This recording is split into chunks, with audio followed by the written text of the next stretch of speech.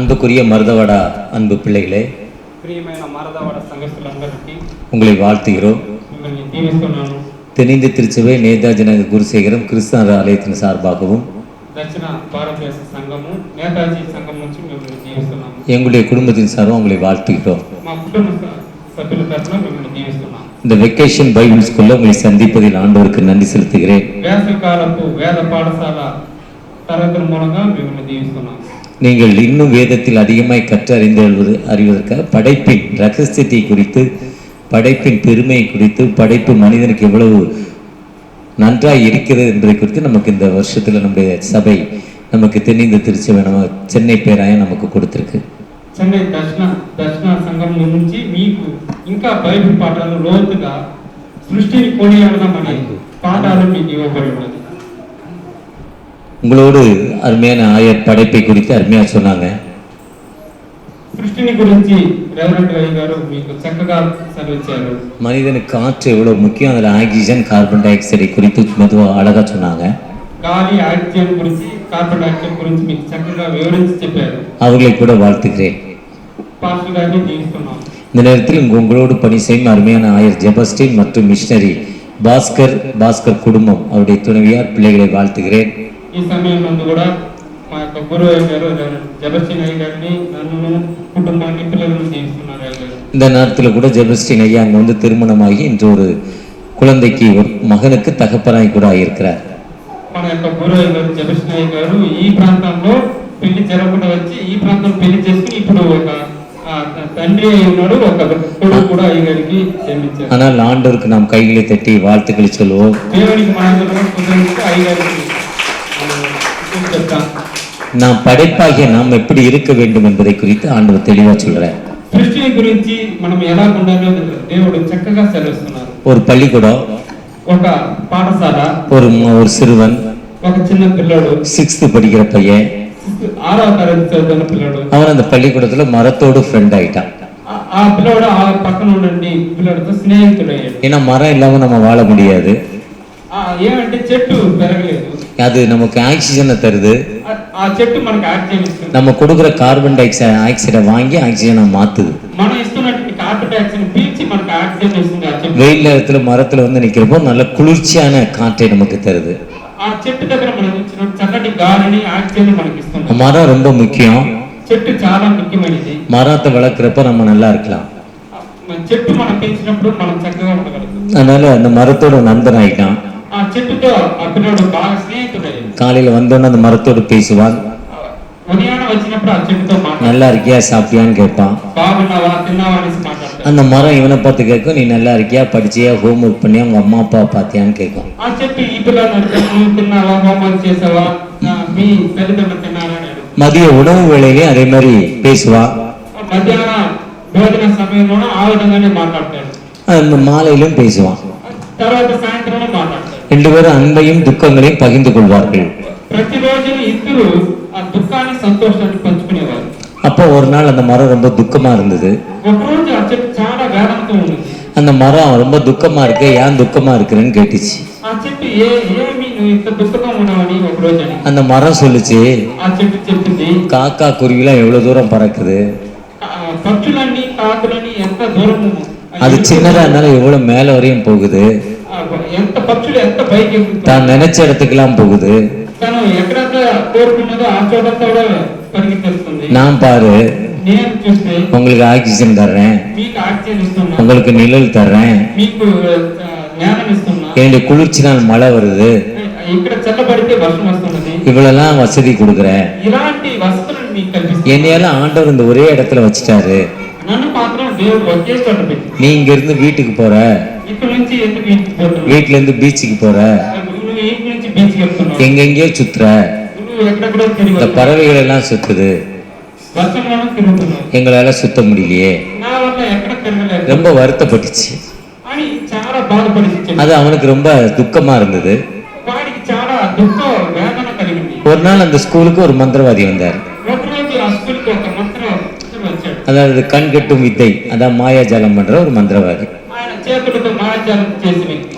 அவர் கையை காட்டினா பணம் வரும், ఆయన చేయి చూపిస్తే డబ్బులు, அவர் கையை காட்டினா அக்குல இருந்து தண்ணி வரும், ఆయన ఎక్కడ చేయి చూపిస్తే ఆ చూడండి அந்த மந்திரவாதி ஒரு நாள் வந்தார். అలాంటి మంత్రవేసుడు చూడండి వచ్చాడు. அந்த மந்திரவாதி அவ்வளவு வித்தெல்லாம் பண்ண உடனே అలాంటి విద్యలు చేసే ఆ మంత్రవేసుడు వచ్చాడు. அந்த பையன் ఆ పిల్లాడు அந்த மந்திரவாதிட்ட போய் ఆ మంత్రవేసుడి దగ్గరికి వెళ్ళి ஒரு விஷயத்த கேட்டான். ఒక విషయాన్ని అడిగాడు. நானும் அந்த மரமும் ஃப்ரெண்டு.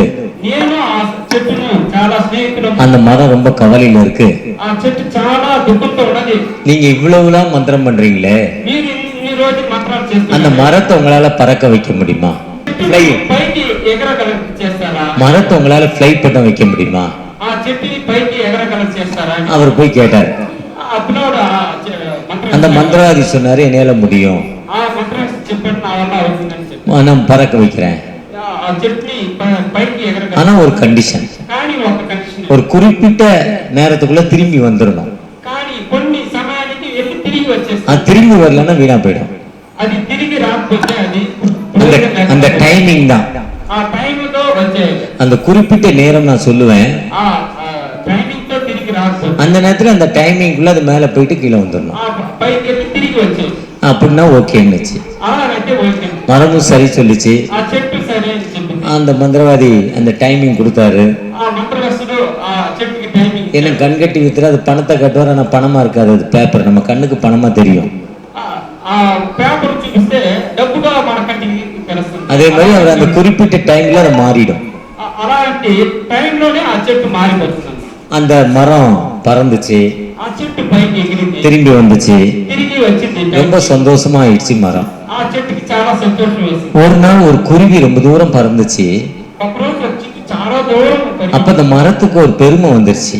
అప్పుడు ఆ చెట్టుకి చాలా సంతోషం. நீ சின்ன குருவியா இருந்தாலும் இவ்வளவு தூரம் பறக்குறியே, చిన్న ఈ పక్షి ఇంత దూరం நான் ஏன் பறக்க மாட்டேன்னு அது மேல மேல மேல மேல போய்கிட்டே இருந்தது. నేను ఎందుకు ఉత్తర పైకి పైకి ఎగరలేదని చెప్పి அது போனப்பதான் ஞாபகம் வந்தது, டைமிங் முடிஞ்சு போச்சு.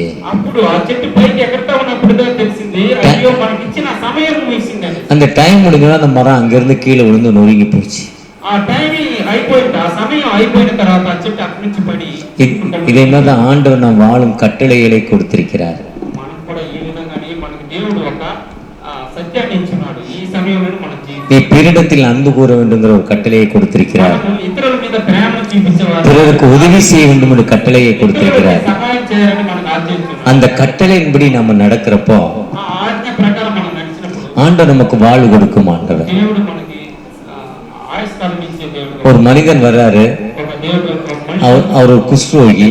ఆయనకి పుష్టి వ్యాధి. அவர் தாழ்த்தி ஹம்பிள் பண்ணி ஆண்டவர்கிட்ட கேட்கிறார், ఆయన చాలా భయపడి ఒక தாவீதின் குமாரனே எனக்கு இறங்கும் என்று. దేవుడి దగ్గరికి వచ్చి, దావీదు కుమారుడా నన్ను కరుణించమని వేడుకుంటున్నాడు. ஒரு மனிதரை பார்க்கிறோம் தானியேல் 5ஆம் அதிகாரத்துல.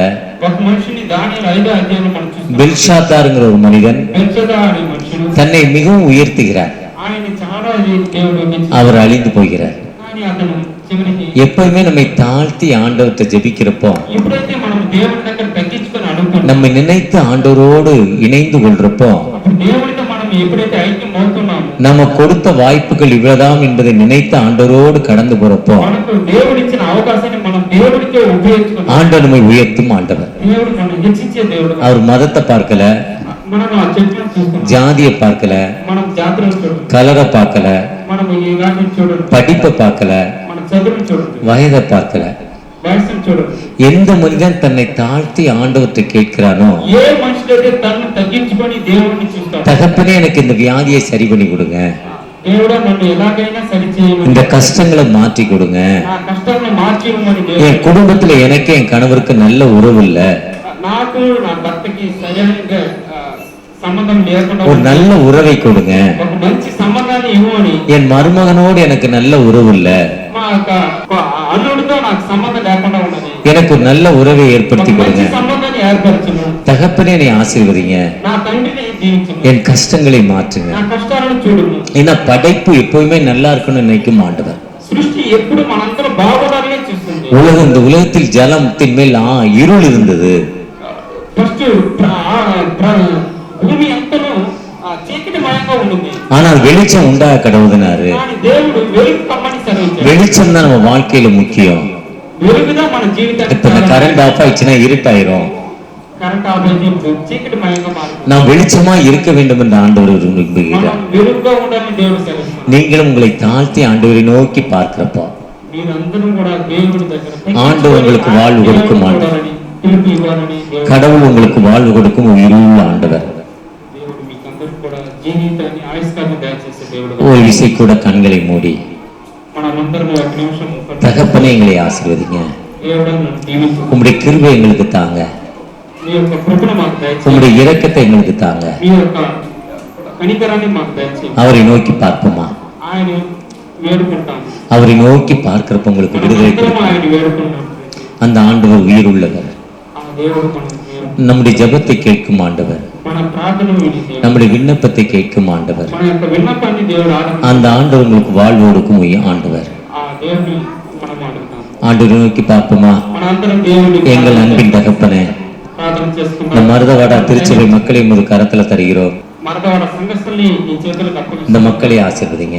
ఈ ప్రజలందరినీ దీవించండి. உம்முடைய உன்னத பணியை செய்யும் ஆயர் குடும்பங்களை ஆசீர்வதிங்க. ఇక్కడ సేవ చేసినటువంటి సంఘ గురువు గారిని மிஷனரி குடும்பங்களை ஆசீர்வதிங்க. మిషనరీ కుటుంబాన్ని దీవించండి. மிஷனரி குடும்பங்களோடு உங்களுடைய பிரச்சனை இருக்கட்டும். మిషనరీ కుటుంబంతో నీ యొక్క இந்த ప్రసన్న திருச்சபைக்கு இடத்தை கொடுத்த அந்த சகோதரர் குடும்பங்களோடு உங்களுடைய கிருபை இருக்கட்டும். ఈ సంఘ స్థలాన్ని ఇచ్చిన కుటుంబంతో సదాకాలం తోడు ఉండాలని உங்களுடைய விடுதலையின் கரம் எங்களோடு வரட்டும்பா. మీ కృప ఎప్పుడూ మాతో ఉండాలి. ஒவ்வொருவரையும் ஆசீர்வதிங்க. అందరినీ దీవించమని மீட்பர் இயேசுவின் ஜெபக்கையிலும் அன்பின் యేసు பிதாவே. నామములో అడిగి వేడుచున్నాం తండ్రి. ஆமென். அறுவடை மிகுதியாலோ